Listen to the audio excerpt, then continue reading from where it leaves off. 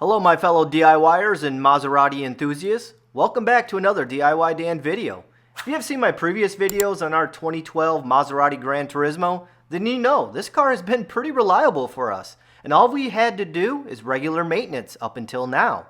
Lately, we have been dealing with the TPMS malfunction code that illuminates on the dash every time we start the car. And today, I'm going to dig into this problem so I can fix it. My guess is the batteries to the TPMS sensors are probably dead, but we won't know until I hook up my scan tool and start diagnosing the problem. So let's get started.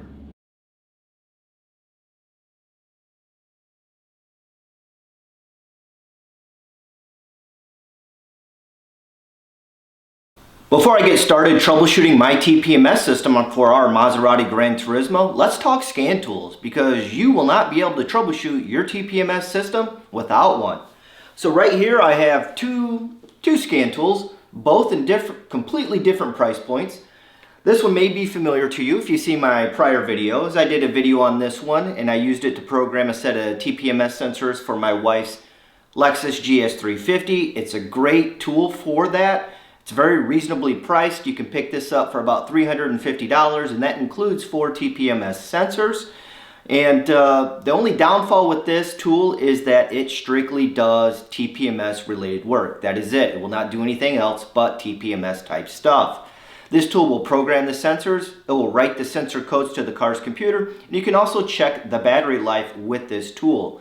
Autel does make a couple lower end versions of this tool. I think they have like a TS4 something. But what they don't tell you is that tool will not write the sensor codes to the car's computer.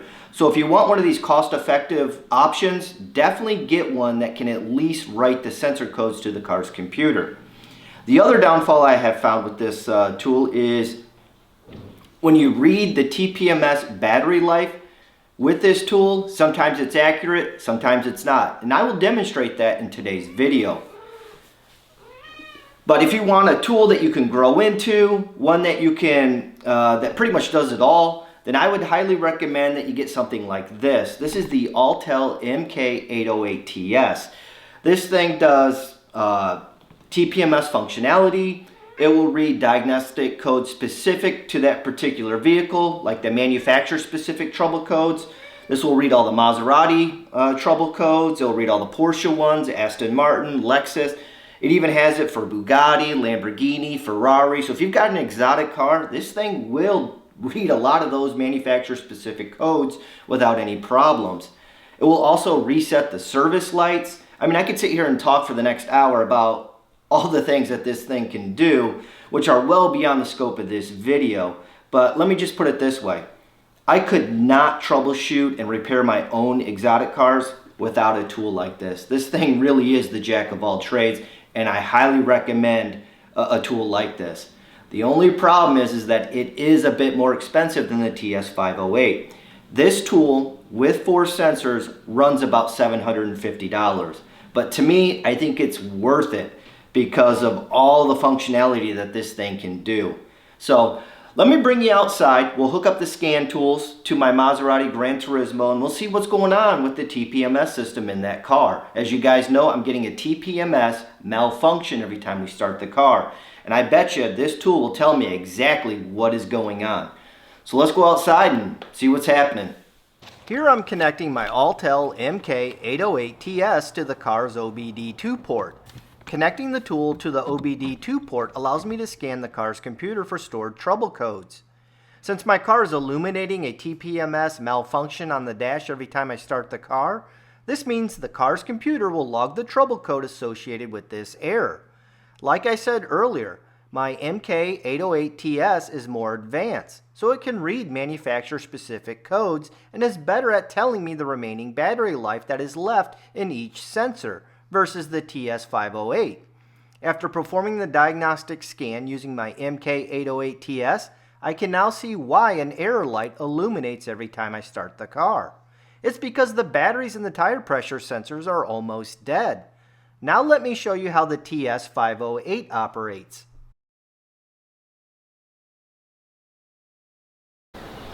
Well, you guys saw in the last video that my MK808TS showed that the batteries and the TPMS sensors were bad. Now let me show you how the TS508 operates. So the first thing I'm going to do is I'm going to go to quick mode. I'm going to select Maserati, I'm going to go to Gran Turismo, and then I'm going to select the 2011 to 2012, because mine's a 2012, and it's a 433 megahertz sensor. And then we're going to go ahead and scan all sensors. So you just walk around the car scanning all the sensors with the tool.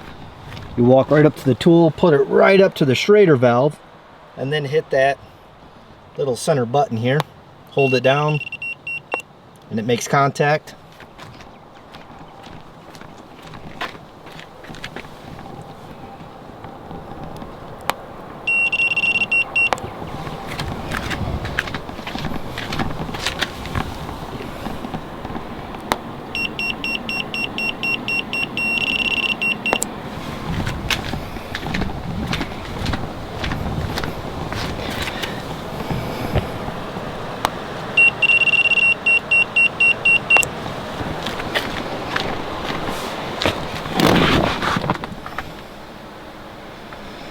So now let's check the sensor information.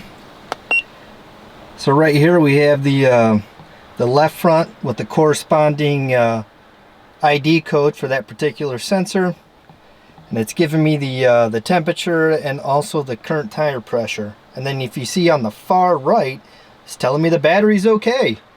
So it's kind of behaving the same way that it did on the Lexus. I don't know why it's doing that, but we obviously know that these sensors are bad. I just proved that when I connected my MK808TS, which is a more advanced scan tool. So now that we have all the sensor codes here, the IDs, they're identified by the hex numbers here, we can go ahead and program new sensors off of this data. So let me show you how you do that. So now I'm going to show you how to program the new sensors. Right here's the data that we collected from the old sensors. On the far left column is the position of where those sensors are. So LF is for left front, RF is for right front, and so on. And then the ID followed by hex is the unique ID for each sensor. So I'm going to go ahead and label mine. Each one of my sensors, you know, this is going to be the right front, left front, right rear, and left rear. So that way when I drop off my new tires and sensors, the guys that are installing the tires and the sensors will know what position these sensors go to, or what wheel they go to. So let's go ahead and scan one, or program one.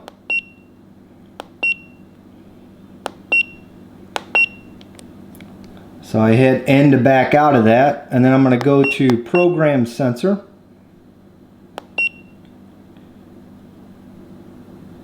And I'm going to go to Copy by Activation. And it's already pre-inputted the data. So basically I'm just cloning the old sensors to the new one. So I'm taking the unique ID from the old sensor and cloning it right onto my new sensor. So I'm going to start with the left front sensor. So I'm going to go ahead and put it in the little cradle here. And then I'm going to go ahead and highlight it. I've got it highlighted blue. And I just go ahead and hit Y for copy. And there it goes. It's going to program the sensor.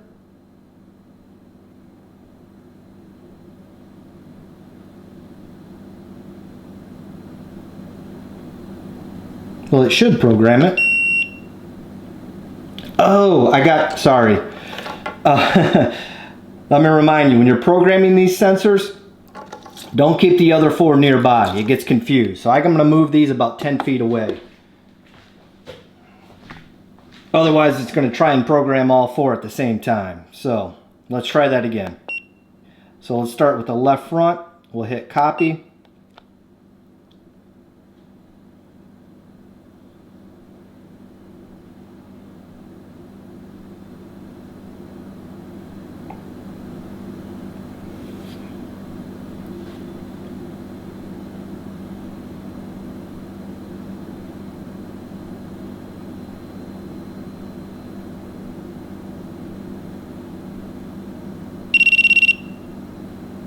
Cool, so we've got one done.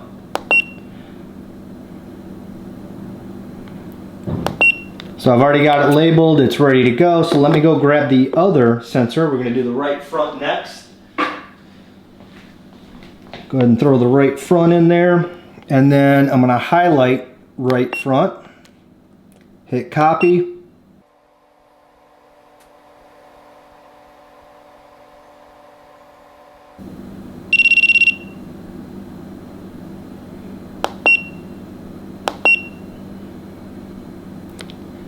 So we've got both front tires done. Now let's do the rear tires. So the next one's going to be right rear.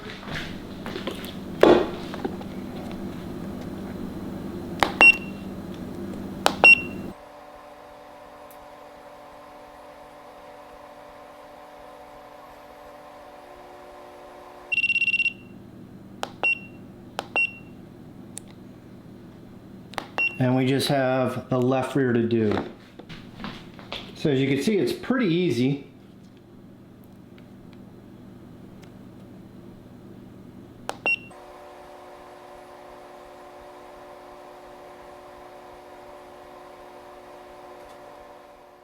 The tire pressure sensors have been programmed, so I'm now ready to get them installed. Since I don't have the equipment to install the new tire pressure sensors myself, I will need to either drop the car off at a tire shop so the work can be performed on the car, or I can remove the wheels myself and then drop them off so I don't have to worry about anybody improperly using the wrong jack points when lifting the car. Since I'm paranoid about people jacking up my exotic vehicles, I chose to remove the wheels myself and will drop them off at the tire shop so they can install my new tires and sensors. I know I'm a bit paranoid about these things, but hey, that's just me. So feel free to do whatever you're comfortable with, especially if you have a good relationship with your mechanic. Here are the jack points that I used to raise the back of my car so I could remove the rear tires. I got these jack points directly from my owner's manual. As you guys can see, we were well past due on a set of rear tires, but the fact is during COVID, tire prices just went through the roof, and I decided to hold off on these replacing the tires. So this isn't due because of abuse, it's because they have almost 20,000 miles on them. And if you're familiar with Gran Turismos and how aggressive the camber is on these things are known to eat rear tires. You only get about 10 to 15,000 miles out of them, but this time we got almost 20,000 miles, and this is the result of that. So now that tire prices have gone down, we've purchased new tires plus new tire pressure sensors. So I'm ready to drop these off at the tire shop, and I'll see you guys in a few. I picked up my wheels from the tire shop after they installed the new tires and pressure sensors, and everything looks good. The tire guys even labeled them with LR or RR so I would know exactly where each wheel is supposed to go. The lug bolts for the Gran Turismo are made from titanium and are stupid expensive to replace, so definitely use some care when reinstalling them. Because of this, when it comes to tightening the lug bolts, I always do it by hand and never use an impact gun to tighten them. The last thing I want is to throw an impact on these lug bolts and risk cross-threading them. What the heck, let's throw some tire shine on there too. Here are the jack points that I'll be using to lift the front of the car. These jack points are located right behind the front wheels. You can also refer to your car's owner's manual for the recommended jack points. I'm going to be doing the same thing that I did with the front wheels as I did with the rear wheels. I will be removing the front wheels and then drop them off at the tire shop so they can install my new tire pressure sensors and tires. Once they're done, I will reinstall them and see if my TPMS malfunction light disappears. Fingers crossed.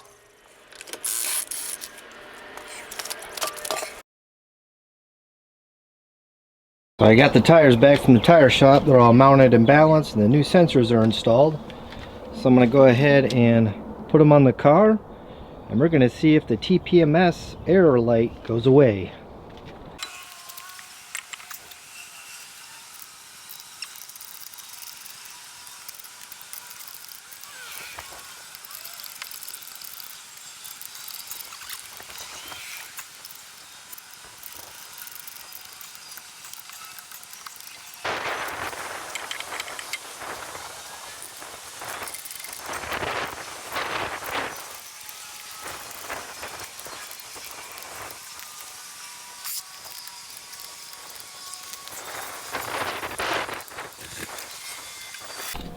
All right, moment of truth. All I've done is bolt on the 4 tires, and I want to see if I still get the TPMS malfunction error light. So I haven't done a relearn procedure, I haven't done any of that. All I did was get the tires and wheels back from the tire shop and bolted them up, and I want to see if the car will auto sync with the brand new tire pressure sensors.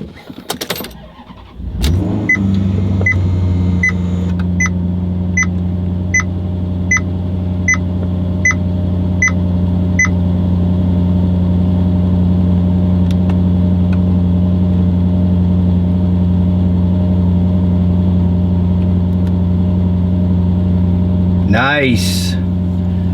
The TPMS malfunction light is now gone, and it appears everything's going to be working. So I'm going to take it for a short drive, and I will come back and give you guys the details. But I think we're going to be all set, so I didn't have to do a relearn procedure or anything. So all I did was bolt on these wheels and tires after I got them back from the tire shop, and the car automatically picked up on the new sensors with no problems. I just got back from taking the car for a short 10-minute drive to see if any trouble codes would pop back up, and they didn't. Just to make sure no additional trouble codes are hiding, I decided to scan the car's computers again with my tool, and everything passed with no faults. That's great news because the dealer quoted me a few $1,000 to have my TPMS system repaired. So how much did this repair cost me? Since I already own the Autel tools, I only had to buy 4 new tire pressure sensors and then pay someone to install them along with my tires. At the time of this video, 4 new Autel MX series tire pressure sensors set me back $120, and the installation of those sensors and tires was an additional $110. So all in, I was able to fix my tire pressure system for $230. That's a tiny fraction of what the dealer had quoted me to do this job. If you would like to attempt this repair on your Maserati, I will leave links in the description to the sensors and tools that I used in this video. And that's how I repaired the tire pressure system in our Maserati. There are many other ways to go about programming the sensors with the TS508 tool, so don't think that the process I showed is the only way.